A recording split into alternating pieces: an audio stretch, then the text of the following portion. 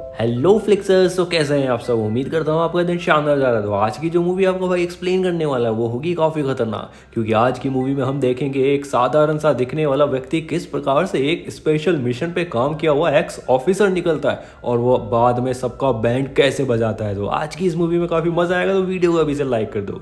तो स्टार्ट करते गाइस अपनी आज की मूवी। तो मूवी की स्टार्टिंग होती है माइकल डफी नाम के एक लड़के से, जिसकी सीधे एंट्री होती है क्लब के अंदर। अब वहाँ वो देखता है वहाँ पर काफ़ी लोग बैठ करके जुआ खेल रहे। तभी डफी बोलता है क्या मैं ज्वाइन कर सकता हूँ। तभी वो सब उसको स्वागत करते। अब थोड़ी देर में हम देखते हैं कि डफी ने अपनी घड़ी वॉच पर दाव पे लगा दी, क्योंकि उसके पास कोई पैसे नहीं होते। तभी अचानक से हम देखते हैं कि डफी पूरा मैच जीत चुका है और बाकी के गुंडे उसको पैसा देने से मना करते हैं। पर तभी डफी उन सबको नंबर बाय नंबर पीटने लगता है और तभी वो पिटाई देख करके पूरा क्लब हिल जाता है। वहीं पर क्लब में हमें दिखाते हैं एक लड़का जिसका नाम है मैक्स बूमर। वो डफी की इस लड़ाई को देख लेता है और काफ़ी इंप्रेस हो जाता है। अगले दिन हमें दिखाता है कि डफी अपने घर को निकल चुका है और मैक्स बूमर उसका पीछा करता है। तभी हमें दिखाया जाता है कि डफी को अचानक से सीन्स याद आते हैं, वो भी अपने अफगानिस्तान वाले वॉर के। और ये वही खतरनाक वॉर थी जहां पर इसने अपने काफ़ी दोस्तों को खो दिया था। और उस पूरी वॉर के अंदर सिर्फ डफी और उसका एक फ्रेंड जिसका नाम बोयका है, ये दो ही सर्वाइव कर पाते हैं।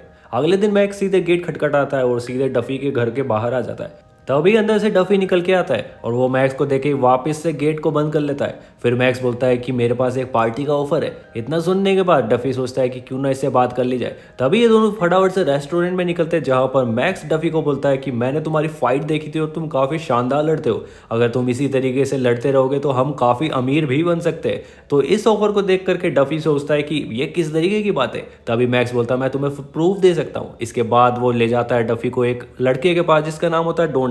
अब डोनाल्ड वहाँ पर काफ़ी स्ट्रीट फाइट्स करवाता था। तभी वहाँ पर डोनाल्ड अपना एक बंदा निकालता है, बोलता है किसी में दम जो इससे लड़ सके। तभी उसकी नज़र पड़ती है सीधे डफी के ऊपर। अब मैक्स बोलता है डफी तुम्हें लड़ना होगा, पर डफी बोलता है मुझे ये सब नहीं लड़ना ही, मैं यहाँ लड़ने नहीं आया, बस मैंने देख लिया।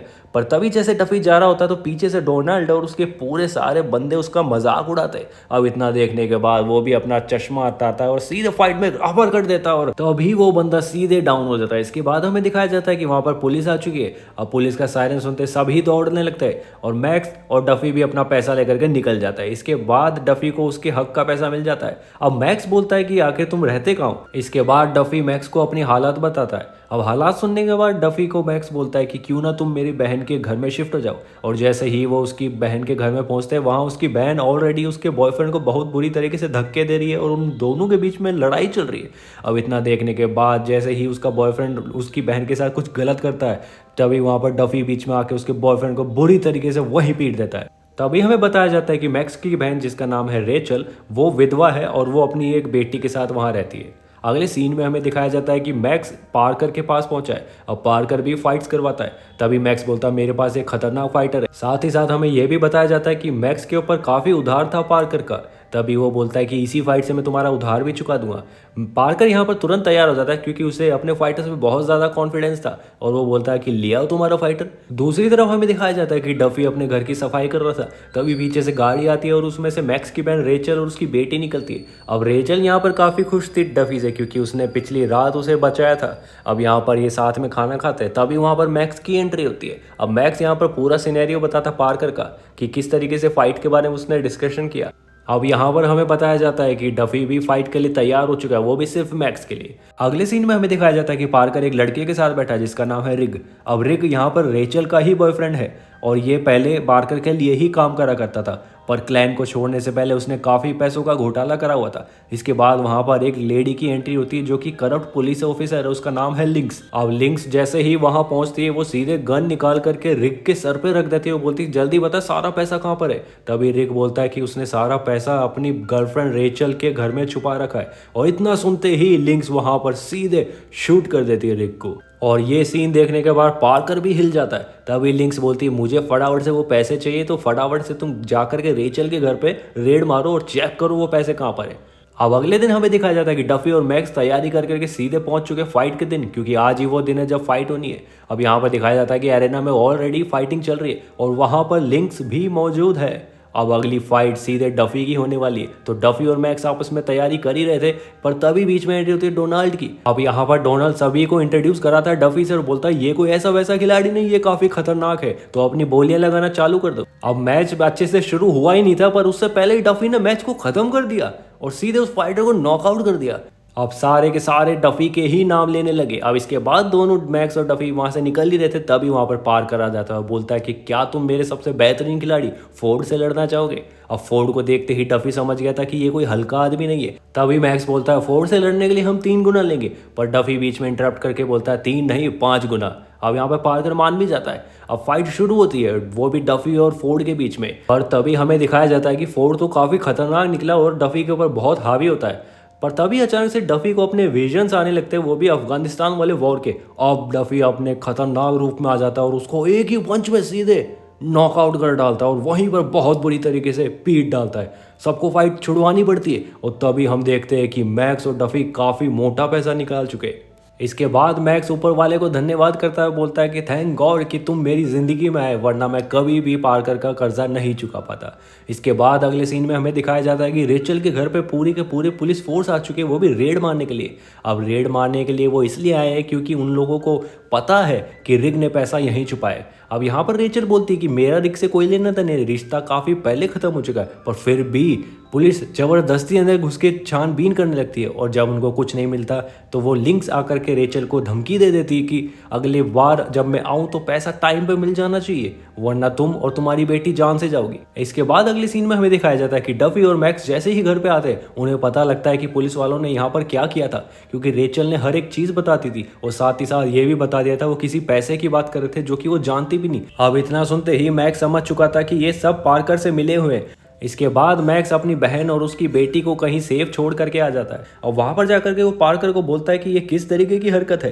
तभी वहाँ पार्कर बोलता है कि भाई सुन, ये पैसे मेरे नहीं, मेरे से भी काफ़ी खतरनाक लोगों के, और अगर उससे टाइम पर ये पैसे नहीं मिले तो तुम्हारी छोड़ो मेरी भी जान जाएगी। अब इतना सुनने के बाद पार्कर मैक्स को एक सजेशन देता है, अच्छा तुम एक काम कर सकते हो, अगर तुम्हें अपनी बहन की जान प्यारी है तो ये सारा का सारा कर्जा खुद के सर पर ले लो ना।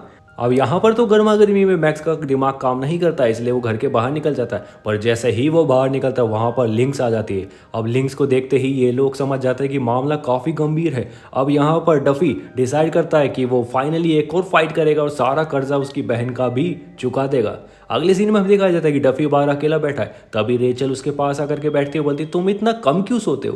तभी वो डफी उस रेचल को बोलता है कि मेरा इतना कम सोने के रीज़न कुछ और है, क्योंकि जब भी मैं सोता हूँ तो मुझे हमेशा वो विजन्स आते जहाँ पर मैंने अपने सभी साथी दोस्तों को खो दिया था। अब इसलिए मैं कम ही सोता हूँ ताकि इस तरीके के सपनों से बचा रहूँ। अब अगले सीन में हमें दिखाया जाता है कि मैक्स डोनाल्ड के पास पहुँच चुका है और वहाँ पर जाकर के अपना प्रपोजल रखता है कि वो किस तरीके से डफी की एक बहुत बड़ी फाइट ऑर्गेनाइज करवाना चाहता है ताकि वो सारा का सारा कर्जा चुका सके। और इसीलिए मैक्स चाहता है कि डोनाल्ड पार्कर के पास जाकर के इस फाइट को ऑर्गेनाइज कराए। अब डोनाल्ड मान जाता है, पर वो कहता है कि मुझे विनिंग अमाउंट का 30% चाहिए। इसके बाद उन दोनों में डील हो जाती है।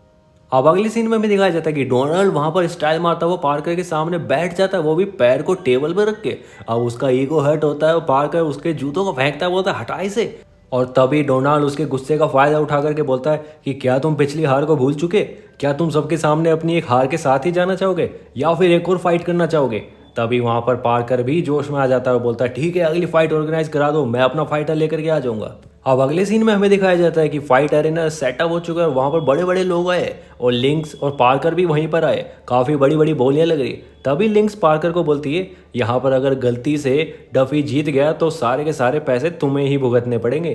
तभी वहाँ पर पार्कर हंसते हुए बोलता है कि टेंशन लेने की बात नहीं, क्योंकि तुम्हारी काफ़ी चीज़ें मेरे पास है। अगर तुमने यहाँ पर ज़्यादा नेतागिरी करी तो तुम्हारे सीनियर्स को सारे के सारे सबूत दे दूंगा। अब यहाँ पर हम लोगों को समझ में आ जाता है कि इन दोनों के बीच में भी रिलेशन में कुछ गड़बड़ है। तभी वहाँ पर दिखाया जाता है कि रेचल वहाँ पर डस्टबिन में कुछ देखती है और जैसे ही वो बैग को उठाती है वो बैग पैसों से भरा हुआ था। अब ये वही बैग था जिसके पीछे सारी लड़ाई हो रही है। तभी वो अपनी बेटी के पूछती है कि ये बैग कहाँ से आया। तभी उसकी बेटी बोलती है कि मैंने जब देखा था रिक गलत बर्ताव कर रहा था आपके साथ, तभी मैंने ये बैग वहाँ छुपा दिया था। इसके बाद उसकी बेटी उससे सॉरी भी बोलती है। दूसरी तरफ एरेना में हमें दिखाया जाता है कि फाइट स्टार्ट होने वाली है। तभी डोनाल्ड आकर के डफी को बोलता है तुम्हें ये फाइट कैसे भी करके जीतनी होगी, क्योंकि तुम्हारी विनिंग पे मैंने $5 मिलियन लगा रखे। अब ये सुनने के बाद फाइट में काफी गर्मी चढ़ जाती है और देखते ही देखते जो ऑफिसर था वो सलट जाता है। यहाँ पर हमें पता लगता है कि जो बंदा हारा है वो एक पुलिस ऑफिसर था, पर डफी ने उसको सेकंड्स में फिनिश कर दिया। और यहाँ पर भगदड़ मच जाती है क्योंकि इतना बड़ा अमाउंट लेकर के काफी लोग खुश हो जाते हैं। पर इसी दौरान हम देखते हैं कि डफी और मैक्स भी वहां से निकल चुके। इसके बाद हमें दिखाया जाता है कि मैक्स अपनी बहन रेचल को कॉल करके बोलता है कि सारी की सारी पैकिंग शुरू कर दो क्योंकि हम तुम्हें लेने आ रहे। तभी रेचल बताती है कि मुझे पैसों से भरा हुआ बैग मिला है। अब यहाँ पर मैक्स बोलता है उसे छोड़ो, वो भी अपन रख लेंगे, पर फिलहाल निकलो वहाँ से। तभी हमें दिखाया जाता है वो जैसे ही निकल रहे होते लिंक्स के कुछ आदमियों की गाड़ी आती है और वहाँ पर गोलियां चला देती है और इस गोलीबारी के अंदर रेचल की बेटी को गोली लग जाती है। तभी वहाँ पर मैक्स एम्बुलेंस को बुलाता है और देखा जाता है कि एम्बुलेंस में रेचल और उसकी बेटी जा चुकी है हॉस्पिटल में। अब अगले सीन में हमें दिखाया जाता है कि मैक्स सोचता है मैं सब कुछ साइड कर दूंगा, और दूसरी तरफ हमें दिखाया जाता है कि डोनाल्ड सारे के सारे पैसे लेकर के जब जा ही रहा होता है, लिंक्स का एक आदमी उसे शूट कर देता है और सारे पैसे खुद रख लेता है। इसके बाद हमें दिखाया जाता है कि मैक्स और डफी का ही जो फ्रेंड था बोए का, उसके घर आ चुके। अब ये बोए का वही है जो अफगानिस्तान में साथ में बचा था, वो भी डफी के। अब यहाँ पर बोए का और डफी आपस में बात करते हैं गन्स के बारे में। तभी बोए का बोलता है गन्स तो सारी रेडी है, तुम्हें जितनी चाहिए वो बताओ। पर यहाँ पर बोए का एक और प्रपोजल रखता है कि मैं भी तुम्हारे साथ जाने वाला हूँ इस जंग में। तभी यहाँ पर डफी बोलता है कि नहीं, ये लड़ाई मेरी है, मैं ही देख लूंगा। तब बोए का बोलता है तुमने काफ़ी मदद करी थी मेरे अफगानिस्तान वाले युद्ध में, तो मैं तो डेफिनेटली तुम्हारे साथ जाने ही वाला हूँ। इसके बाद हम देखते हैं कि वो तीनों के तीनों पार करके ऑफिस की तरफ पहुंच जाते हैं। तभी वहां पर पार कर बोलता है कि लिंक्स के लोग भी यहीं पर आने वाले अटैक करने के लिए, और इतनी ही देर में लिंक्स अपने लोगों के साथ वहीं पर आ जाती है और वहां पर ताबड़तोड़ गोलियां चालू हो जाती है। अब इसी गोलीबारी के दौरान हम देखते हैं कि लिंक्स अंदर आकर के पार्कर को तो खत्म कर देती है और साथ ही साथ मैक्स को भी बंदी बना लेती है। अब यहाँ पर लिंक्स मैक्स के ऊपर गन रख करके डफी को बोलती है कि अपनी गन गिराओ, पर हम देखते हैं कि मैक्स अपने आप को छुड़ा करके सीधे लिंक्स को गोली मार देता है। वहीं पर लिंक्स की भी डेथ हो जाती है, पर इसी जंग में उनका दोस्त बॉय का भी मारा जा चुका है। अब हमें दिखाया जाता है कि मैक्स वापस घर आ चुका है और हॉस्पिटल में जाता है अपनी बहन और उसकी बेटी से मिलने। इसके बाद रेचल को एक चिट्ठी मिलती है जो कि डफी ने लिखी थी, और उस चिट्ठी में लिखा था कि धन्यवाद मुझे अपने घर पर इतने दिनों तक रुकने के लिए, और साथ ही साथ ये भी लिखा था कि जितने भी पैसे तुम्हें मिले उनको अच्छे से उपयोग करना, क्योंकि मैं कुछ ही दिनों में वापस आऊँगा और तुमसे शादी कर लूँगा। और इसी के साथ यहाँ पर हमारी मूवी एंड हो जाती है।